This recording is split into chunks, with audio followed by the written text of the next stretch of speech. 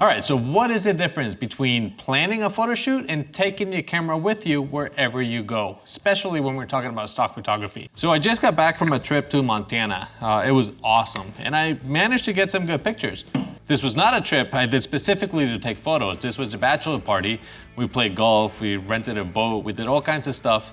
And I did take my camera just in case. So I got some great memories, but I also captured some images that I think will be great stock photos. Now, because we had other things in mind, I did not want to make this a photo shoot. I wanted to just do the best I could with what I had.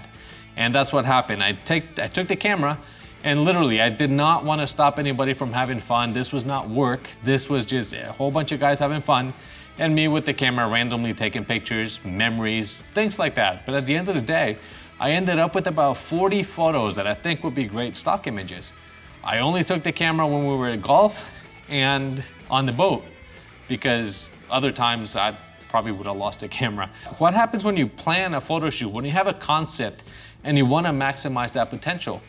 In 2 days, I ended up with 40 photos. How many can I do now with a concept in mind?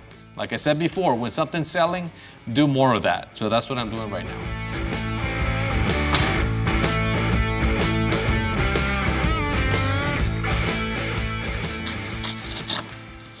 Just to be clear, I love taking my camera everywhere I go. I always have the backpack, usually take 1 or 2 lenses with me wherever I go, just in case an opportunity shows up.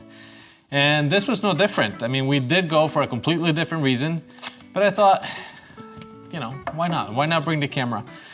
Most of my travels, most of my trips, I always do this. I just bring the camera just in case. And I have thousands of images from vacations, from different places I've been to that end up being good sellers in stock, as a stock photo. It's a lot different when you plan a photo shoot. Every time I do something planned, when I have an idea, when I have a concept, those tend to be the best sellers. There we go. Planning a photo shoot is always gonna give you more images, better quality images, and usually things that are gonna sell because you're thinking about a concept. Taking your camera on a trip, however, is also a very good way, there we go. It's also a very good way to maximize your potential. These might not be the best sellers, they might only sell once or twice, but the fact that you're adding more images to the portfolio is gonna make a huge difference. I'm trying to get the water here to look nice. There we go, that's a little better. Get different highlights in different places. Let me change the color a little bit. I like the purple with the yellow. I got a blank puzzle, and I also have 2 identical pieces. Now, I like concepts, motivational concepts. I got the water here just to change how you can see it here in the base.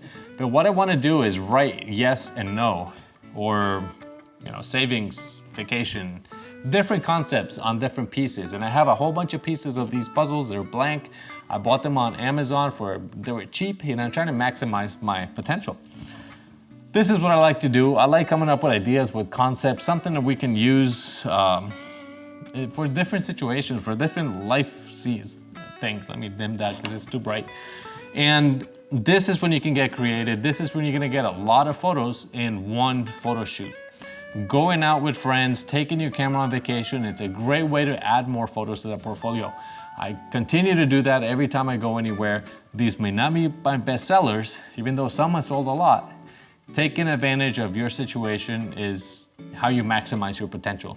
Remember, stock is a numbers game. You need thousands of photos out there. So the more images you can get, the better chances you're gonna have of selling.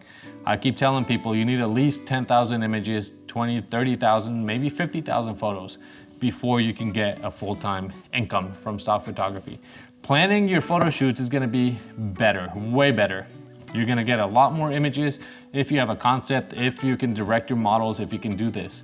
But that's not for everybody. I don't like doing that. Most of my lifestyle images are either people that hired me to do a photo shoot or using myself, or just random images that I capture on a day-to-day basis. Most of my images in the portfolio are concepts, they're objects, they're something that could be used one way or another. Hiring people is expensive, getting a studio, setting up the shots.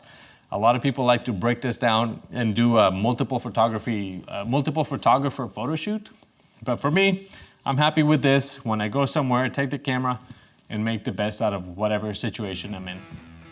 Let me get some more images here because I'm trying to maximize this as well.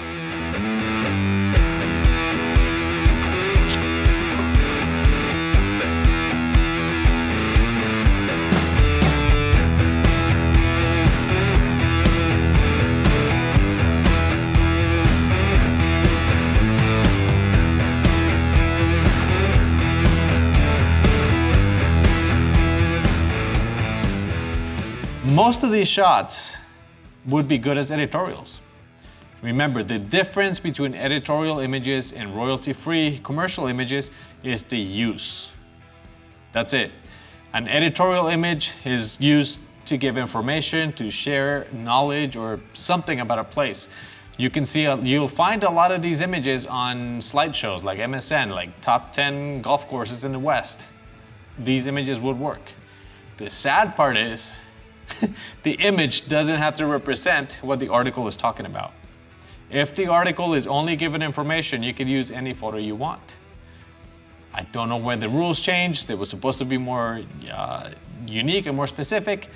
Somehow things got twisted and now it's, you just need a photo. Here's a photo, let's use that. Commercial images, however, are used to promote a business or to sell a product. You cannot use an editorial image this way. Commercial images can be used as an editorial photo, so you have that extra. You can upload them as commercials if you have the model releases, if you remove all the logos, they're commercial images, and they can also be used as editorial photos. But an editorial photo cannot be used as a commercial image. But let's think about this for a minute. If I was promoting a golf course or a golf club or a ball, if I was owning a business like this, I would want to do a specific photo shoot for that product, for that place, not pick some random photo from the internet. If you look at my portfolio, 75% of the photos are travel photos that I do when I take the camera with me. These are not intentional photo shoots. I take the camera with me and I make the best out of whatever situation. These are not always my best sellers. Some are, but most of my best sellers are concepts. They're planned photo shoots. Both have incredible potential, but my best sellers happen to be the ones where I take my time, I find a concept, I think it through, I figure out where to put the lights, how to modify the light, and try to capture that. The other ones, travel images, I have a lot of them. They do sell, but not as often as objects, products, concepts. In this trip, I did not want to take away from what was happening, so I just brought the camera with me, snapped some shots as we were doing activities, and I got a few good ones that I believe are going to perform very well for stock. The photo shoot I just did here was a planned photo shoot with an object, a concept. I used a macro lens, I used a 70-200, and I'm thinking if I can add some words to those puzzle pieces, then I can get a few good sellers because they have a concept, they have a thought, they have intention behind the image. My point with this video is to remind you that whatever situation you're in, take advantage of it. That is your unfair advantage. I don't have a boat, I don't golf, I don't even know how to do any of these things, but I happen to be in that situation, so I made some photos. These people know what they're doing, they look professional. Take advantage of that situation, make the best out of it.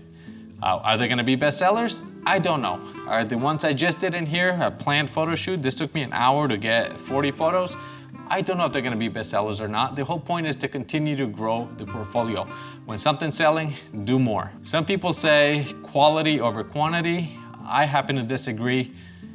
To get found, you need the numbers. We're competing against millions of photographers, millions of images out there. We wanna have the numbers so that we can be found. So when you have a subject that's selling, saturate the market with that subject. Get thousands of photos of the same subject from different angles, different lighting, different conditions. That's gonna help you sell your photos. Going outdoors, doing a lifestyle photo shoot, that's gonna be good sellers, but again, taking advantage of your unique situation, your family, your friends, using them as models, doing daily activities. These are also images that might sell and it's gonna help you get those numbers up. And also by uploading consistently, you're gonna get the algorithm to help you and show your images to more and more buyers. I think that's it. It was just a quick update and I thought it was a good idea to show the difference between planning a photo shoot and just going out and making the best out of a situation. So thank you very much for watching. Don't forget to like and subscribe and I'll see you guys in the next video. Bye.